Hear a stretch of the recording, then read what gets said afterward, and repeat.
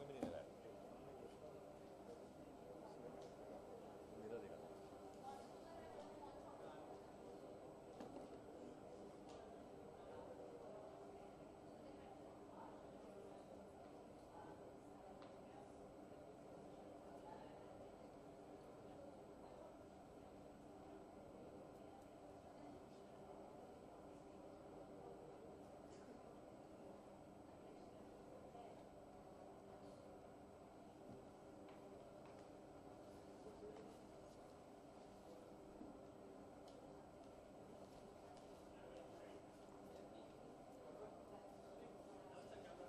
Okay,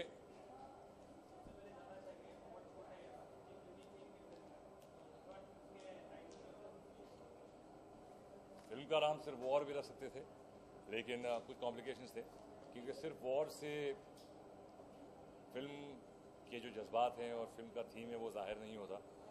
तो war छोड़ना यार में जो एक बात आती है ना कि यार छोड़ना यार, इट्स वेरी कॉमन वे, जहाँ रोज़मर्रा की गुफ्तगू में अगर हम बात करते हैं तो ये बोलते हैं ना छोड़ना यार भगा। तो छोड़ना यार का एक अंदाज़ बयान, एक अंदाज है, वो बड़ा ही टिपिकल है। तो वन जब इसके साथ छोड़ते हैं कि अरे वॉर छोड़ना यार, तो ये बहुत खूबसूरती से इस फिल्म को रिप्रेजेंट करता है ये नाम।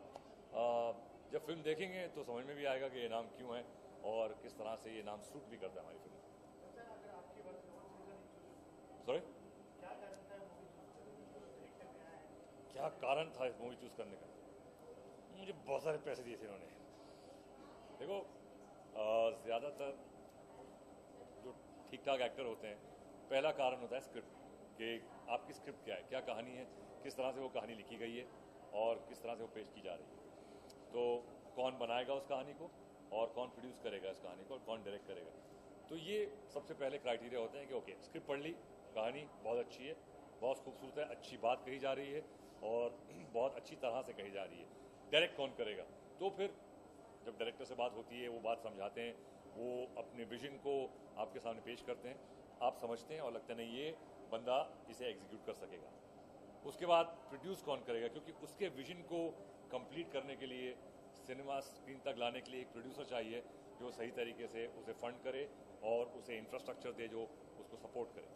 तो ये सब चीज़ें जब हम देखते हैं और जो देखी मैंने, तो मुझे लगा एक बहुत अच्छी टीम इकट्ठा हुई है, टेक्नीशियंस, आर्टिस्ट की, और एक बहुत अच्छी फिल्म इसके ज़रिए बन सकती है। और मुझे कोई गलतफहमी नहीं हुई थी, क्योंकि जब देखा बाद में मैंने फिल्म जब कंप्लीट हुई तो बहुत ही प्यारी फिल्म बनी है, बहुत अच्छी बात कही है इस फिल्म में और एक मैसेज ऐसा दिया है जो आज के ज़माने में जो आजकल जो चल रहा है, जो नफ़रत के बीज बोए जा रहे हैं, जो अजीब से तनाव एक दूसरे के बीच झगड़े लोग करा रहे हैं, इसके बीच में एक it's like a breath of fresh है कि नहीं यार, एक बात कही जा रही है जो हकीकत है, जो समझ में भी आती है, और आज का यूथ खास तौर से वो बोलेगा नहीं यार सही बात तो सही है। ये कुछ ज़बरदस्ती कुछ बातें एक दूसरे पर थोपी जा रही हैं and at the end of it war छोड़ना है। So that's the message. आज भी अगर आपकी कॉमिक की बात करें, लोग आज भी याद करते हैं, जैसे कि सलाम नमस्ते सॉरी, दूसरी बहुत सारे प्रोमो में जैसे कि 2 लीटर पानी में बहुत सारे चुटकुले टाइप है, कितने सारे खुद की इनपुट है और इस तरह हमें साथ करते हैं, तो क्या मैं ये नॉर्मली इम्प्रोवाइज तो मैं करता हूँ, लेकिन ये स्क्रिप्ट इतनी अच्छी लिखी गई थी कि इसमें बहुत कम जगह थी इम्प्रोवाइज करने की, क्योंकि बहुत कट टू कट टाइमिंग के हिसाब से ये सीन इतने मिनट, ये सीन इतने मिनट, तो उसके बीच में उस दायरे में हमको खेलना था। इम्प्रोवाइज तो किया बिकॉज डायरेक्टर ने हमको ये छूट दी कि अगर एक्टर बोल रहा है, कुछ आ रहा है उसके इम्प्रोवाइजेशन में, तो कुछ जगहों में किया है हमने। लेकिन स्क्रिप्ट इतनी अच्छी लिखी गई थी कि इम्प्रोवाइजेशन हुआ बट कम हुआ, बट जो हुआ वो अच्छा हुआ।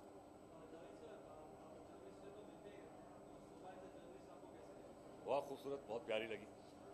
खूबसूरत जर्नलिस्ट होती हैं बट बहुत ज़्यादा खूबसूरत हो तो और अच्छा लगता है। सोहा जो है बहुत इंटेलिजेंट, खूबसूरत हैं लेकिन बहुत इंटेलिजेंट है। मेरे लिए उनका एक सेंस ऑफ ह्यूमर बहुत अच्छा है और वो बहुत ही एक सोचने वाली, इंटेलिजेंट, वर्ल्ड वेरी कि दुनिया में क्या हो रहा है, पॉलिटिकली सोशली बहुत अवेयर हैं। तो मुझे ये बात उनकी बहुत अच्छी लगती है और बहुत पढ़ी लिखी। आई थिंक हमारी फिल्म इंडस्ट्री में सबसे ज़्यादा टेक्निकली पढ़ी लिखी वही है। PhD किया है, पॉलिटिकल साइंस में किया है, सो बहुत कुछ, वो भी बहुत ऊंची यूनिवर्सिटीज़ तो दुनिया में है, वहाँ से वो पढ़ लिख कर आई हैं। तो लेकिन ज़रूरी नहीं है कि वहाँ से आए तो हों, लेकिन वो हैं बहुत इंटेलिजेंट, बहुत डाउन टू अर्थ हैं और बहुत नेचुरल काम करती हैं एज एन एक्ट्रेस। तो ये जब आप किसी के साथ एक्टिंग करते हैं तो सामने वाले का जब रिएक्शंस आते हैं तो बड़ा मज़ा आता है। जब सामने वाला काम करने वाला मज़ेदार हो तो इट रियली हेल्प्स। डायरेक्टर की बात करें तो बहुत यंग डायरेक्टर है, पहली बार मूवी बना रहे हैं, तो कितना लाइक कंफर्टेबल था और क्या कुछ आपने इनपुट दिया? बिकॉज आपकी 25 ईयर्स हो गया बॉलीवुड, उससे ज़्यादा हो गया। As a newcomer director how much help? देखिए, एज एन एक्टर आपको ये समझना है कि जो आपके पास आता है, चाहे वो न्यू कमर हो या वेटरन हो, आपको उतनी ही इज्जत करनी है बिकॉज वो आपका डायरेक्टर है और आप उसके एक्टर हैं। He is the captain.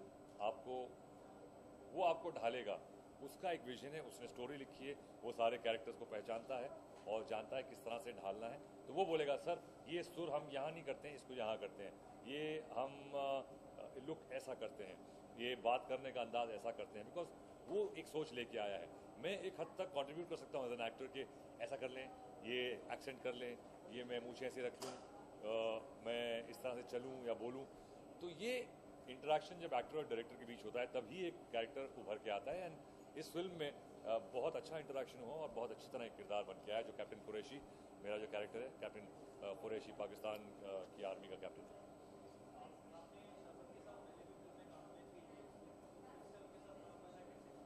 बहुत अच्छा लगा। शर्मन एक बहुत ही सेंसिटिव और इंटेलिजेंट एक्टर है, थिएटर भी करते हैं और मुझे बहुत पसंद है पर्सनली और साथ में काम करने का। हालांकि इस फिल्म में बहुत अजीब बात यह है कि हम एक साथ बहुत कम है, मतलब शर्मन और मैं और सोहा।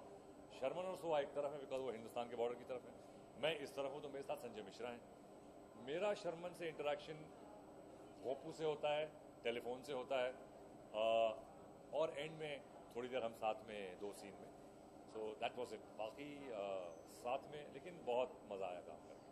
सर हर एक्टर अपनी कॉमिक कॉपी करते हैं, हर कोई आपसे बनना चाहता है, लेकिन एज ए कॉमिक एक्टर बनने के लिए क्या क्या गुड क्वालिटी होनी चाहिए sir acting? I don't know. देखिए, एक्टर होता है, चाहे वो कॉमिक हो, ट्रैजिक हो, सीरियस हो, एक्शन हो।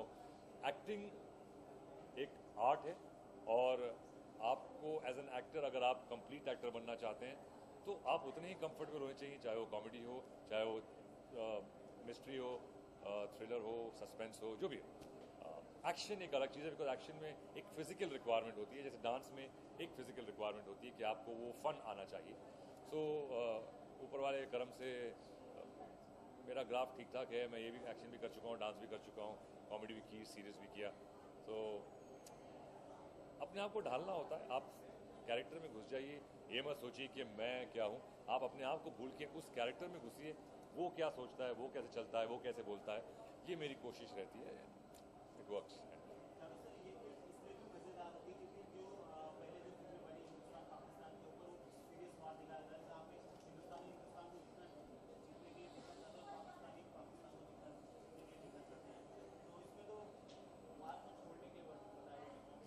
जी, इसमें नॉर्मली दूसरी फिल्मों में ये बताया कि वो दुश्मन देश और वो टेररिस्ट और वगैरह। इस फिल्म में हमने वो बात पे बिल्कुल अंडरलाइन उसको नहीं किया है और दोनों तरफ की हमने मजबूरियाँ, ख्वाहिशें, अरमान, जो सोल्जर होता है चाहे वो इस तरफ हो या उस तरफ हो, वो सब सेम ही होते हैं। उसकी ज़िंदगी वैसी ही होती है, उसके अरमान भी वही होते हैं और वो हम कभी नहीं चाहता कि वॉर हो। उसकी फैमिलीज होती हैं। तो इसको मद्देनजर रखते हुए इसको पिरोया है। ये कहानी का मेन जूस ये है कि वो एक सोल्जर क्या चाहता है और जो कॉमन मैन है और जो यूथ है इस कंट्री का और दोनों कंट्रीज़ के, वो क्या चाहते हैं और मीडिया किस तरह से शामिल होता है और सोशल मीडिया किस तरह से शामिल होता है और उसके ज़रिए किस तरह से हम सोच को बदल सकते हैं। सो दैट बहुत खूबसूरती से इन चीज़ों को पिरोया गया है इस फिल्म में।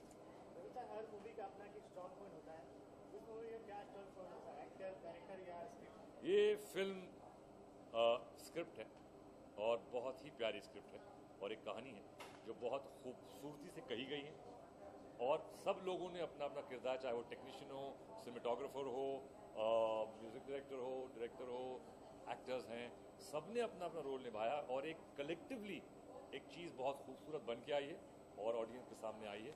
और मैं यकीन रखता हूँ कि ये जो पसंद, सही अच्छा सिनेमा पसंद करने वाले लोग होंगे वो इसको बहुत पसंद करेंगे क्योंकि ये एंटरटेनिंग भी है और एक बहुत अच्छा मैसेज भी देती है। लास्ट वीक लता जी का बर्थडे आ रहा है, तो आप क्या उसे देना चाहेंगे और बर्थडे क्या कहेंगे और आप कितना फॉलो करते हैं?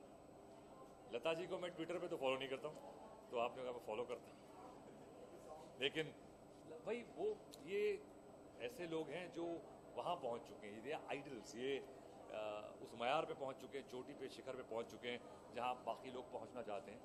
इतनी सीनियर है, इतना खूबसूरत काम करके जीनियस अपना जाहिर करके दिखा चुकी हैं।